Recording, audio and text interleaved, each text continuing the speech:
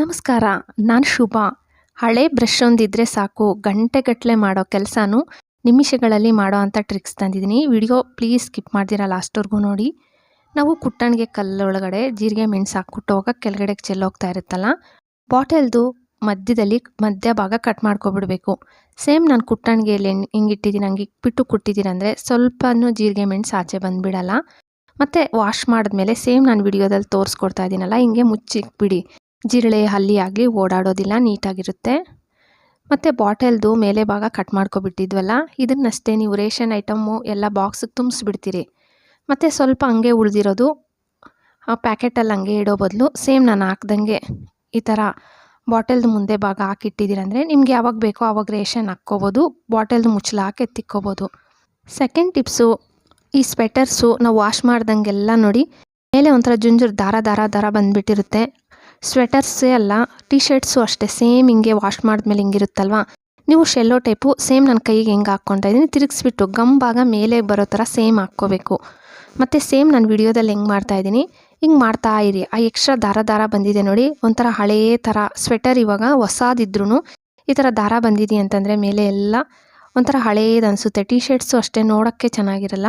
ನೀವು ಆ ಟೈಮಲ್ಲಿ ಈ ಟ್ರಿಕ್ಸ್ ಒಂದ್ಸತಿ ಟ್ರೈ ಮಾಡಿ ನೋಡಿ. ಸೇಮ್ ನಾನು ವಿಡಿಯೋದಲ್ಲಿ ಹೆಂಗೆ ಮಾಡ್ತಾಯಿದ್ದೀನಿ ಹಿಂಗೆ ಸ್ವೆಟರ್ ಎಲ್ಲ ಆಗಲಿ ಟಿ ಶರ್ಟ್ ಆಗಲಿ ಸೇಮ್ ಹಿಂಗೆ ಮಾಡಬೇಕು. ಹಿಂಗೆ ಸ್ವಲ್ಪ ಹೊತ್ತು ಮಾಡಿದ್ದೀರಂದರೆ ಆ ಎಕ್ಸ್ಟ್ರಾ ದಾರ ಇರುತ್ತಲ್ಲ ಇದೆಲ್ಲ ಮೆತ್ಕೊಂಡು ಆ ಶೆಲ್ಲೋ ಟೈಪಿಗೆ ಬಂದುಬಿಡುತ್ತೆ. ನೋಡಿ ತೋರಿಸ್ತಾ ಇದ್ದೀನಿ. ಈ ಥರ ವಾಶ್ ಮಾಡಿದ್ಮೇಲೆ ಈ ಥರ ಟ್ರೈ ಮಾಡಿ ನೋಡಿ ಒಂದ್ಸತಿ. ಮೂರನೇ ಟಿಪ್ಸು, ಸಾಮಾನ್ಯವಾಗಿ ನಾವು ಮನೆಗೆ ಯಾರನ್ನ ಗೆಸ್ಟ್ ಬಂದರೆ ಇಲ್ಲ ಮಕ್ಕಳೇನ ಸ್ವೀಟ್ಸ್ ಕೇಳಿದ್ರೆ ಈ ಥರ ಜಾಮೂನ್ ಪ್ಯಾಕೆಟ್ಸ್ ತರ್ತೀವಲ್ಲ, ಒಂದು ತಗೊಂಡ್ರೆ ಒಂದು ಫ್ರೀ ಇತ್ತು.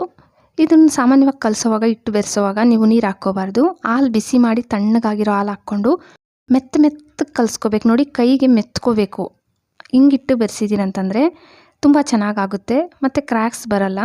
ಇವಾಗ ಇದನ್ನು ಕಲಸಿದ್ದಾದಮೇಲೆ ಸೈಡ್ಗೆ ಇಟ್ಬಿಡ್ತಾಯಿದ್ದೀನಿ ಒಂದು 10 ನಿಮಿಷ. ಪಾಕ ಮಾಡೋಕ್ಕೆ 1 ಗ್ಲಾಸಷ್ಟು ಸಕ್ಕರೆ, 400 ಗ್ರಾಮ್ ಇದೆ, 1 ಗ್ಲಾಸಷ್ಟೇ ನೀರು, ಸ್ವಲ್ಪ ಏಲಕ್ಕಿ ಪುಡಿ ಹಾಕ್ಕೊಂಡೆ ಗ್ಯಾಸ್ ಮೀಡಿಯಮ್ ಫ್ಲೇಮಲ್ಲಿ ಇಟ್ಕೊಂಡು ಮಾಡ್ಕೊತಾ ಇದ್ದೀನಿ. ನೋಡಿ ಪಾಕ ಬಂದಿದೆಯಾ ಇಲ್ಲ ಅಂತ ನೋಡೋಕ್ಕೆ ಸ್ವಲ್ಪ ನಿಮ್ಮ ಬೆರಳಲ್ಲಿ ಹಿಂಗನ್ನಿ, ಸ್ವಲ್ಪ ಅಂಟು ಬಂದರೆ ಸಾಕು. ಗ್ಯಾಸ್ ಫ್ಲೇಮ್ ಆಫ್ ಮಾಡಿಬಿಡಿ, ತಣ್ಣಗಾಗಲಿ. ಮತ್ತು ಇದು 10 ನಿಮಿಷ ಆದಮೇಲೆ ಕೈಗೆ ಸ್ವಲ್ಪ ತುಪ್ಪ ಹಚ್ಕೊಂಡು ಉಂಡೆ ಮಾಡ್ಕೊಳ್ಳಿ. ನಾನು ಸ್ವಲ್ಪ ದೊಡ್ಡದಾಗೆ ಮಾಡ್ಕೊತಾ ಇದ್ದೀನಿ. ನಮ್ಮ ಮನೇಲಿ ಮಕ್ಳಿಗೆ ದೊಡ್ಡದಾಗಿರಬೇಕು. ನೀವಿನ್ನು ಚಿಕ್ಕದಾಗಿ ಇವಾಗ ನಾನು ತೋರಿಸಿರೋ ಉಂಡೆನೇ 2 ಮಾಡ್ಕೊಳ್ಳಿ. ಮತ್ತು ಆಯಿಲ್ ಅಷ್ಟೇ ಬಿಸಿ ಮಾಡೋಕ್ಕೆ ಇಟ್ಟಿರ್ತೀರಲ್ಲ, ಜಾಸ್ತಿ ಬಿಸಿ ಆಗಬಾರ್ದು. ಸ್ವಲ್ಪ ಬಿಸಿ ಬರ್ತಾ ಇದೆ ಅಂದ ತಕ್ಷಣ ಗ್ಯಾಸ್ ಲೋ ಫ್ಲೇಮಲ್ಲಿ ಇಟ್ಕೊಂಡು ಈ ಉಂಡೆಗಳನ್ನ ಹಾಕ್ಬಿಡಬೇಕು. ನೀವೆಷ್ಟು ಮಾಡ್ಕೋಬೇಕಂತಿದ್ದೀರೋ ಅಷ್ಟು ಒಂದು ಸ್ವಲ್ಪ, ಅಂದರೆ ನಿಮ್ಮ ಆಯಿಲ್ ಎಷ್ಟಿದೆಯೋ ಅದು ನೋಡಿಕೊಂಡು ಒಂದಷ್ಟು ಹಾಕ್ಕೊಬಿಡಿ. ಮತ್ತು ಸ್ವಲ್ಪ ಹೊತ್ತು ಆದಮೇಲೆ ಇನ್ನೊಂದು ಕಡೆಗೆ ತಿರುಗಿಸ್ಕೊತಾ ಇದ್ದೀನಿ. ಮತ್ತು ಈವನ್ನಾಗಿ ಒಂದೇ ಥರ ಬಿಸಿ ಆಗಬೇಕು. ಇವಾಗ ಜಾಮೂನು ಒಬ್ಬೊಬ್ರು ಮಾಡಿದರೆ ಒಂದು ಕಡೆ ಸ್ವಲ್ಪ ಜಾಸ್ತಿ ಬೆಂದಿರುತ್ತೆ, ಇನ್ನೊಂದು ಕಡೆ ಇಲ್ಲ, ಹಂಗಿರಲ್ಲ. ಈ ಥರ ಸ್ಪೂನಲ್ಲಿ ನಾನು ಹೆಂಗೆ ಮಾಡ್ತಾಯಿದ್ದೀನೋ ಸೇಮ್ ಹಿಂಗೆ ಮಾಡ್ಕೊಳ್ಳಿ. ಹಿಂಗೆ ಮಾಡೋದ್ರಿಂದ ಎಲ್ಲ ಕಡೆ ಒಂದೇ ಥರ ಕಲರ್ ಬರುತ್ತೆ. ನೋಡಿ ಒಂದೇ ಥರ ಕಲರ್ ಬಂದಿದೆ. ಇವಾಗ ಇದನ್ನು ಸೈಡ್ಗೆ ತೆಗೆದುಬಿಡಿ. ಪಾಕ ಫಸ್ಟೇ ಮಾಡಿಟ್ಟಿದ್ವಲ್ಲ, ಇದು ತಣ್ಣಗಾಗ್ಬಿಟ್ಟಿತ್ತು. ಇದು ಬಿಸಿ ಇರಬೇಕು, 2ರಲ್ಲಿ 1 ಬಿಸಿ ಇರಬೇಕು. ಇವಾಗ ನಂದು ಜಾಮೂನು ಬಿಸಿ ಇತ್ತು, ಅದರೊಳಗಡೆ ಹಾಕಿ 10 ನಿಮಿಷ ಬಿಟ್ಟಿದ್ದೆ. ನೋಡ್ತಾ ಇದ್ದೀರಲ್ಲ, ಒಂದು ಜಾಮೂನು ಕೂಡ ಕ್ರ್ಯಾಕ್ ಬಂದಿಲ್ಲ. ಮತ್ತು ತುಂಬ ಸಾಫ್ಟಾಗಿದೆ, ಬಾಯಲ್ಲಿಟ್ಟರೆ ಕರ್ಗೋಗುತ್ತೆ. ಬಿಗಿನರ್ಸ್ ಬರಲ್ಲ ಅನ್ನೋರು ಒಂದ್ಸತಿ ನಾನು ಹೇಳ್ಕೊಟ್ಟಂಗೆ ಟ್ರೈ ಮಾಡಿ ನೋಡಿ. 4ನೇ ಟಿಪ್ಸು, ಹಳೆ ಬ್ರಷ್ಗಳು ಸಾಮಾನ್ಯವಾಗಿ ನಮ್ಮ ಮನೆಗಳಲ್ಲಿ ಇದ್ದೇ ಇರುತ್ತೆ. ಹಳೆ ಬ್ರಷ್ದು ಮುಂದೆ ಭಾಗ ಕಟ್ ಮಾಡ್ಕೊಬಿಡಬೇಕು, ಚಾಕು ಬಿಸಿ ಮಾಡಿಬಿಟ್ಟು. ಮತ್ತು ಹಿಂದ್ಗಡೆ ಹೋಲ್ ಮಾಡ್ಕೋಬೇಕು. ಸ್ಯಾರಿ ಪಿಟಿಕೋಟ್ ಆಗಲಿ ಇಲ್ಲ ಡ್ರೆಸ್ಸದ ಪ್ಯಾಂಟ್ಗಾಗಲಿ ಲಾಡಿ ಹಾಕ್ಬೇಕಂದ್ರೆ ಕಷ್ಟ ಅನ್ಕೊತೀವಿ. ಸೇಫ್ಟಿ ಪಿನ್ನಲ್ಲಿ ಹಾಕೋದು ತುಂಬ ಲೇಟು ಆಗುತ್ತೆ. ನಾನು ಮೊದಲು ಪೆನ್ನಲ್ಲಿ ಹಾಕೋದು ವಿಡಿಯೋ ಶೇರ್ ಮಾಡಿದ್ದೆ, ತುಂಬ ಜನ ಇಷ್ಟಪಟ್ಟಿದ್ರಿ. ಸೇಮ್ ಅದೇ ಥರನೇ ಈ ಥರ ಬ್ರಷಲ್ಲಿ ಬೇಕಾದರೆ ನೀವು ಲಾಡಿ ಹಾಕ್ಕೋಬೋದು. ನೋಡಿ ತೋರಿಸ್ತಾ ಇದ್ದೀನಿ. ಒಂದೇ 1 ನಿಮಿಷ ಸಾಕು ಈ ಟ್ರಿಕ್ಸಿಂದ. ನೀವು ಎಷ್ಟೇ ಸ್ಯಾರಿ ಪಿಟಿಕೋಟುಗಳಿರಲಿ ಡ್ರೆಸ್ಸದ ಪ್ಯಾಂಟ್ ಇರಲಿ, ಒಂದೇ 1 ನಿಮಿಷ ಸಾಕು. ನೀವು ಸೆಕೆಂಡ್ಸಲ್ಲಿ ಹಾಕ್ಕೊಬಿಡ್ಬೋದು.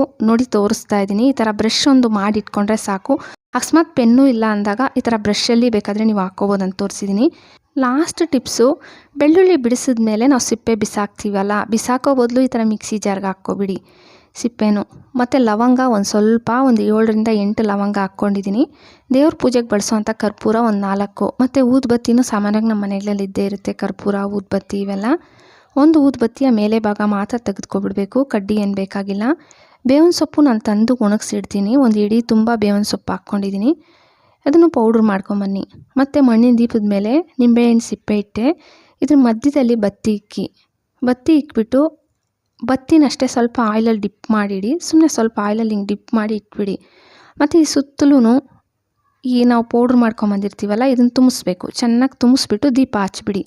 ಸಂಜೆ ಟೈಮ್ ಈ ಕೆಲಸ ನೀವು ಮಾಡ್ತಾ ಬಂದರೆ ನಿಮ್ಮ ಮನೆ ಒಳಗಡೆ ಒಂಥರ ಒಳ್ಳೆ ಸ್ಮೆಲ್ ಇರುತ್ತೆ. ಈ ಕರ್ಪೂರ, ಈ ಊದುಬತ್ತಿ ಇವೆಲ್ಲ ಹಾಕಿರ್ತೀವಲ್ಲ, ಒಂದೊಳ್ಳೆ ಘಮ ಬರ್ತಾ ಇರುತ್ತೆ. ಈ ಸ್ಮೆಲ್ಲಿಂದ ನಿಮ್ಮ ಮನೇಲಿ ಒಂದು ಸೊಳ್ಳೆ ಕೂಡ ಬರಲ್ಲ.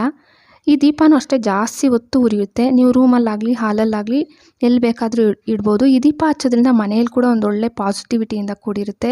ಟ್ರೈ ಮಾಡಿ. ವಿಡಿಯೋ ಇಷ್ಟ ಆದರೆ ಪ್ಲೀಸ್ ಒಂದು ಲೈಕ್ ಕೊಡಿ. ಹಾಗೆ ಸಬ್ಸ್ಕ್ರೈಬ್ ಮಾಡಿಕೊಂಡು ನಿಮ್ಮ ಫ್ಯಾಮಿಲಿ ಫ್ರೆಂಡ್ಸಿಗೆ ಶೇರ್ ಮಾಡೋದು ಮರಿಲೇಬೇಡಿ. Thank you friends.